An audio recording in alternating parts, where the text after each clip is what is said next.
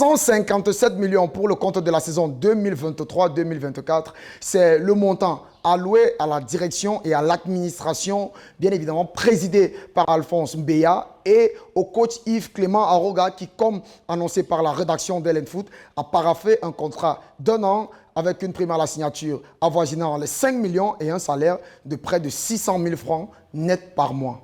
Ayant présidé la transition au terme de la saison 2022-2023, le président Mbeya a la lourde responsabilité de bâtir un Champions Project pour le compte des années à venir au sein de la Dynamo Douala. Il faut préciser qu'il a été élu à l'unanimité lors de la dernière Assemblée Générale des Bolba Diop.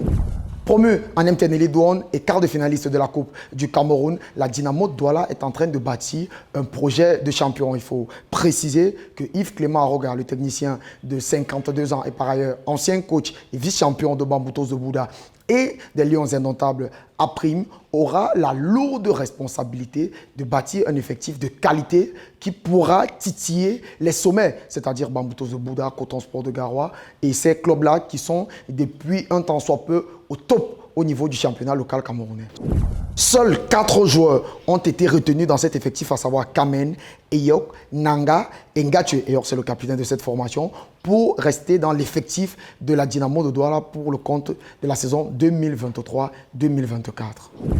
Et pour reconstituer cette équipe, il faut préciser que voici ce à quoi pourrait ressembler le 11 entrant de la Dynamo de Douala pour la saison prochaine. Patrick Kibien, ancien de Bamboutos de Bouddha, devrait signer dans quelques jours un contrat d'1 an avec la Dynamo de Douala et devra officier en tant que gardien de but. La charnière centrale pourrait, entre autres, être composée de Niobé, ancien du MS de Loum, et Foné, qui est actuellement sous contrat avec l'Union sportive de Douala. Djoufak, latéral très expérimenté, vice-champion du Cameroun avec Bamboutos de Bouddha la saison dernière, pourrait officier en tant que latéral droit de cette formation. Louké a signé un contrat de 2 années avec les Bolba Diop. Il sera le milieu de terrain et le maillon essentiel de ce dispositif technique du coach Yves Clément Aroga. La véritable interrogation est sur le côté gauche parce que jusqu'à présent, on n'a pas encore un véritable nom, soit un coup sûr du côté de la Dynamo Douala. Le milieu de terrain sera accompagné de Ngatche qui a terminé la saison en tant que l'un des joueurs les plus utilisés de la Dynamo et bien évidemment Eyok qui est le capitaine de cette formation mais qui a joué presque toute la deuxième partie de saison en tant que défenseur central. En attaque, ça pousse pour pouvoir s'offrir le meilleur buteur de la MTN Elite dont le nom est cité dans presque tous les clubs. Il s'agit de Cassier Boris, auteur de 17 buts cette saison et 6 passes décisives et sociétaires de Rangers of Bafut. Sinkot, ancien de la maison qui est actuellement du côté de l'Union de Douala, pourrait faire son retour de ce côté de la Dynamo Douala. Il faut préciser que c'est un fils de la Dynamo. Et de l'autre côté, c'est confirmé, Momasso signera un contrat de 2 ans et il sera le capitaine confirmé de cette Dynamo de Douala.